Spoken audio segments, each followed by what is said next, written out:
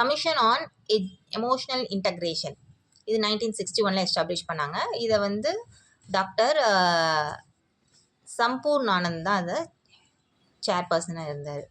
இவங்க என்ன மெயினாக ஃபோக்கஸ் பண்ணாங்க அப்படின்னா, குழந்தைங்கக்கிட்ட நேஷ்னல் ஐடென்டிட்டி அதே மாதிரி யூனிட்டி இதை வந்து வளர்க்கணும் அப்படின்னு சொல்லி நினச்சாங்க. அது மாதிரி நேஷ்னல் இன்டகிரேஷனுக்கு ரொம்ப இம்பார்ட்டன்ஸ் கொடுத்த கமிட்டி அப்படிங்கிறதுனால இதை வந்து ப்ரைமரிலேருந்து யூனிவர்சிட்டி லெவல் எல்லா லெவல்லையுமே இதை வந்து இம்ப்ளிமெண்ட் பண்ணாங்க. இதை வந்து சிலபஸ்லேயே கொண்டு வர ஆரம்பித்தாங்க. அண்டு நிறைய எஜுகேஷனல் சேஞ்சஸ் வரதுக்கு காரணமாக இருந்தது இந்த எஜுகேஷன் கமிஷன் தான். இதில் என்ன மெயினாக சொன்னாங்க அப்படின்னா, குழந்தைங்கள்ட்ட தேசப்பற்று தேச ஒற்றுமையை வளர்க்கணும் அப்படிங்கிறது மெயின் கான்செப்டாக இருந்துச்சு. அடுத்து கோத்தாரி கமிஷன்.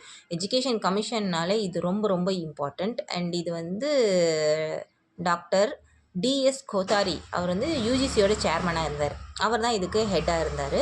இந்த கமிஷனில் தான் நமக்கு இப்போ ஃபாலோ பண்ணிட்டு இருக்க 10+2+3 அப்படிங்கிற சிஸ்டம் ஃபாலோ ஆகிட்டு இருக்கு. ஏன்னா இதுக்கப்புறம் இனிமேல் வந்து 2020 எஜுகேஷன் பாலிசி படி எல்லாமே மாறப்போகுது. இது வரைக்கும் நம்ம ஃபாலோ பண்ணது இவங்க பரிந்துரை பண்ண சிஸ்டம் தான். 10வது 12வது அதுக்கப்புறம் 3 வருஷம் டிகிரி அப்படிங்கிறது தான். இந்த கமிஷனுக்கு இன்னொரு பேர் இருக்குது, எஜுகேஷன் அண்ட் நேஷ்னல் டெவலப்மெண்ட் ரிப்போர்ட்னு சொல்லிட்டு. அதனால் இது எண்ட் ரிப்போர்ட் அப்படின்னு சொல்லுவாங்க. இதை கோத்தாரி கமிஷனை தான். அது மட்டும் இல்லாமல் இது வந்து எஜுகேஷனுக்கு ஸ்டாண்டர்ட் ஸ்ட்ரக்சர் வந்து பரிந்துரைக்கிறாங்க. அதேமாதிரி காமன் ஸ்கூல் சிஸ்டத்தை வந்து கொண்டு வராங்க. ஏன்னா எஜுகேஷன் கிடைக்கிறதுல நிறைய சோஷியல் டெஸ்பாரிட்டிஸ் இருந்துச்சு. ஒரு இடத்துல வேறு மாதிரி, இன்னொரு இடத்துல வேறு. இப்போ ஆல் ஓவர் இந்தியா ஒரே லெவல் ஒரே பேட்டர்ன் ஃபாலோ பண்ணணும் அப்படிங்கிற மாதிரி இந்த காமன் ஸ்கூல் சிஸ்டத்தை கொண்டு வந்தது இந்த கமிஷன் மூலயமா தான். அது மட்டும் இல்லாமல் இவங்களுமே வொகேஷனல் எஜுகேஷனை செகண்டரி ஸ்கூல் கரிக்குலத்துலேயே ஆட் பண்ணணும்னு சொல்கிறாங்க. 3 லாங்குவேஜ் ஃபார்முலா இவங்க தான் கொண்டு வந்தாங்க. பட் நிறைய ஸ்டேட் இதை அக்செப்ட் பண்ணிக்கல. அண்ட் குறிப்பாக 6% பட்ஜெட்டை வந்து எஜுகேஷனுக்காக ஒதுக்கணும்னு பரிந்துரை செஞ்சது கோத்தாரி கமிஷன் தான்.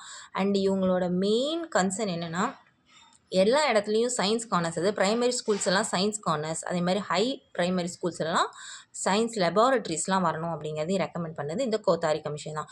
இப்போ நம்ம ரீசெண்டாக ஆஃப்டர் இண்டிபெண்டன்ஸில் ரொம்ப இம்பார்ட்டண்டான முக்கியமான ஒரு எஜுகேஷன் கமிஷன் எது அப்படின்னாக்கா, ஒன்று கோத்தாரி கமிஷன், அதுக்கப்புறம் இப்போ வந்திருக்க 2020 எஜுகேஷன் பாலிசி, நியூ எஜுகேஷன் பாலிசின்னு சொல்லுவாங்க.